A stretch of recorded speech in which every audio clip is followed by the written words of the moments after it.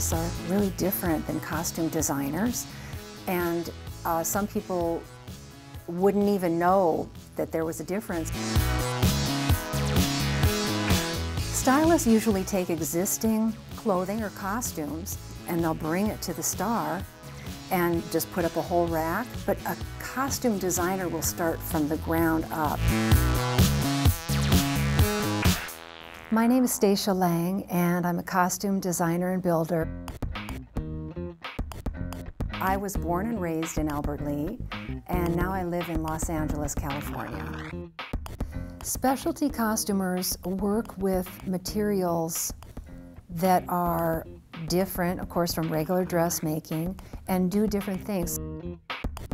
So above and beyond our normal dressmaking skills, we may need to work in leather, work with crystals, beadwork, feather work, any type of craft that a normal dressmaker might say, oh, that's, you know, I really don't do that. I've done superhero movies, and I've done quite a few of them. Superman Returns, X-Men 2, Spider-Man 2. Also, I work on creature movies, Hellboy 2, a lot of the Star Trek movies. So a lot of specialty costumes, which might include spacesuits, special creature suits, strange and unusual suits that may be uncomfortable. One thing that's paramount is the actor, of course, that we need to accommodate the actor's needs and make the actor comfortable. I feel like it is an art because turning a piece of cloth into a three-dimensional thing, something that a person can put on and enjoy and be comfortable in, how can that not be an art?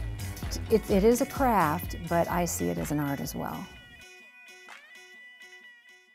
I grew up in Albert Lea, Minnesota, and I graduated from high school there, and then I left right away after graduation to go to New York.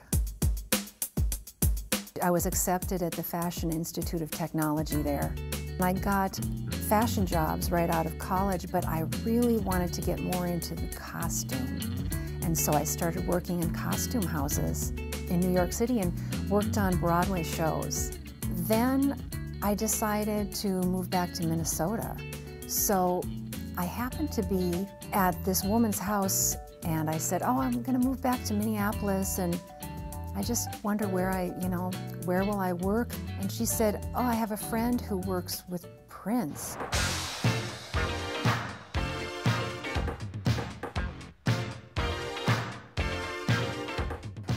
What I loved about working with Prince is that he is very, very into his clothing.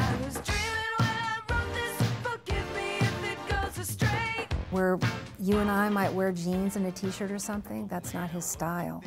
Every time I did something for Prince, did a sketch, a lot of times he would come back and offer suggestions and really say, I would like this in a different color, let's do it in yellow, let's do it in black. He always came with a new idea, something new.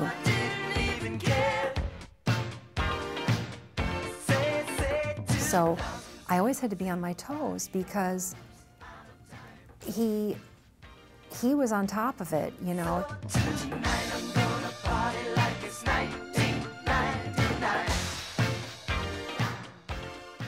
This video is called 7. First of all, I started with the lace. I decided to cut out every other diamond and also embellish it with the studs.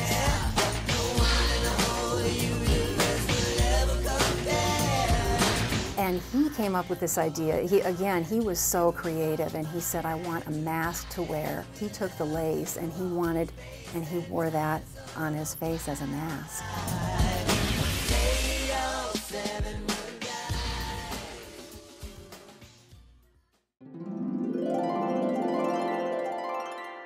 This has a great story, a model that I have used in the past, Tara Canfield. Tara and I went to the Costume Designers Guild Awards together, and I wanted her to be my model, so I actually made this gown for her. It was a smashing success, and when I was working with Dolly Parton, I showed her this dress, and she loved it. This she wore on the 75th Grand Ole Opry anniversary TV special, and she really looked like a vision.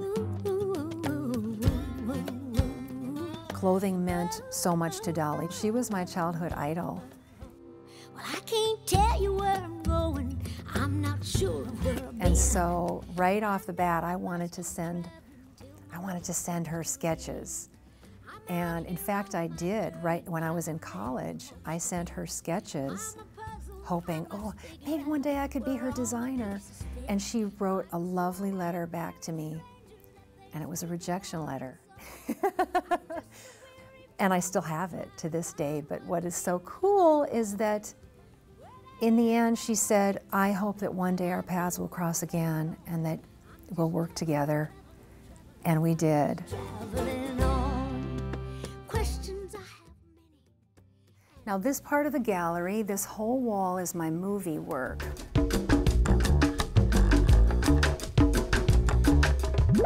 I work with a designer and assistant designer in creating special pieces for movies that a regular dressmaker would not be able to make.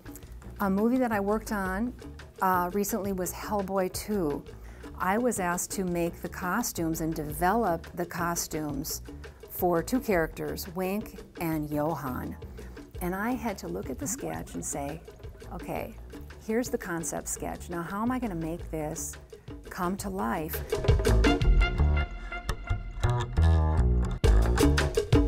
Another character that I worked on, his name was Johann. He was like a vapor. Believe it or not, he wasn't a person. The character was vapor, and the suit just enclosed the vapor. So the gloves, once they pressed these little mechanical bits on the fingertips, the vapor would come out and he could go do his thing. One of the most recent things that I've worked on is Star Trek. Good luck. And that was really, really fantastic. These are the spacesuits, and something that I'm particularly proud of, really. My department worked on the shoes, all of the parachute rigging. We actually rigged these guys for the flying and the fighting scenes, so they would be on cables. It was really interesting. Now over here, I tried to show some of my work for superheroes. Hello, Susan. On Fantastic Four, I did the collars. If you can believe, that was my job. I kept thinking, how can this just be about the collars? And of course, when these actors are shot in their close-ups, it's all about the collar. Seeing my work on the screen, because you forget all of the bad days and all of the headaches and the worries and the traumatic experiences that you had just being able to get this costume in under the wire. You forget about all of that, and if it's a good movie with a story, then you're just like, wow, I was a part of that to make that happen. And even if it's a bad movie as far as storyline, just to be able to say, hey, the costumes are the greatest thing about this movie.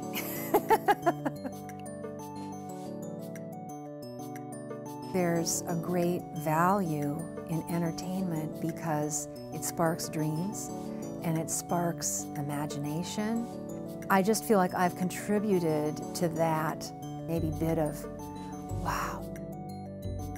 I just feel like in some way I could be inspiring somebody.